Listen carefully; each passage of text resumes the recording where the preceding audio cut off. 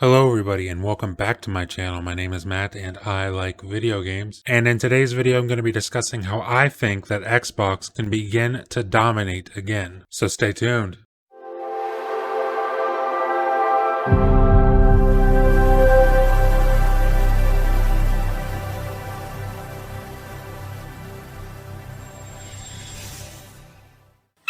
As we all know, Microsoft has been fighting an uphill battle during this generation, with the fumbling of the launch of the Xbox One and Sony taking full advantage of those mistakes. It allowed PS4 to get off to a fast start, and with big AAA exclusives like God of War, Uncharted 4, Horizon Zero Dawn, Ghost of Tsushima, The Last of Us Part 2, and plenty more, PS4 seems to be cruising to victory to close out this generation of gaming. But on the plus side, ever since Phil Spencer has taken over the reins at Xbox, things have started to turn around for the console. We've seen the introduction of the world's most powerful console, the Xbox One X. We've seen major studio acquisitions like Playground Games, Obsidian Entertainment, Ninja Theory, Double Fine, and plenty more, as well as the announcement of a brand new studio, The Initiative. Things certainly seem to be on the rise for Xbox as of right now. We even got a chance to see what a few of these studios are working on for the upcoming next generation of Xbox consoles. Games like Hellblade 2, Project Mara, Avowed, Fable, Forza Motorsport, and Halo Infinite. The only thing we need to do now is actually the hardest part, and that is being patient. Yes, we must wait for the development of these titles. And that is certainly a tough pill to swallow, especially considering us Xbox fans have been waiting since 2016. The good news is Halo Infinite will be here later this year, but we may be waiting a while for all these other titles, and to that I say,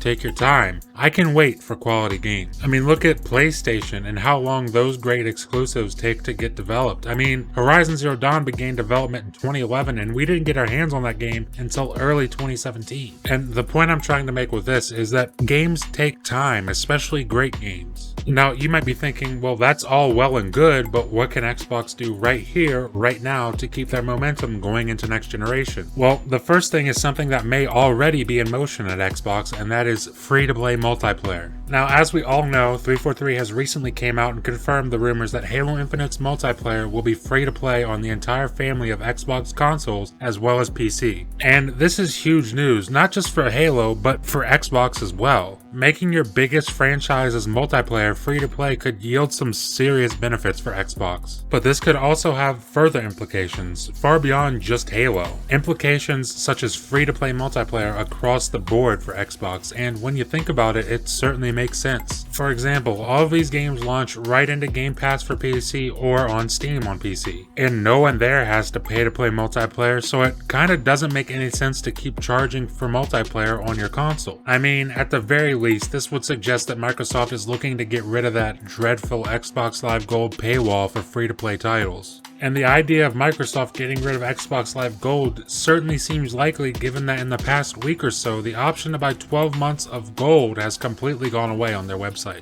In fact, some people are finding that when they redeem 12 months of Gold, it automatically converts to 4 months of Game Pass Ultimate. Now, this either means one of two things. Either the ability to buy Gold itself is going away entirely and they're forcing you to buy Game Pass Ultimate instead, which I really can't imagine that being the case given the whole pro-consumer aspect to everything they've been doing lately. And the second option is that this means getting rid of Gold permanently and letting people play multiplayer for free, kind of like how it used to be on the PS3 or how it's always been on PC. And this would be fantastic for Xbox. I mean, imagine the amount of people who just want to play Call of Duty, Apex Legends, or Fortnite. That's a lot of people who would likely flock to the Xbox simply because they may not have to pay to play online. And that would spread like wildfire by word of mouth. But there's also one other thing that Microsoft can continue to do going into next generation to help sustain their momentum. And that is to keep investing in studios. And I don't mean just buy more studios, although they should definitely be doing that also. But what I really mean is to continue to invest in what you already have. A prime example of this would be Obsidian Entertainment. I mean, people loved making jokes, myself included, about Grounded before it came came out, and now that it's out and people are playing it, it actually turns out that it's a pretty fun game. I mean, it had over 1 million players in its first 2 days in game preview. That's actually insane. And this is exactly why Microsoft needs to continue investing in their talent. They need to give their teams the time and resources to create what they want, how they want it. They also need to allow these teams to take creative risks, much like Grounded was.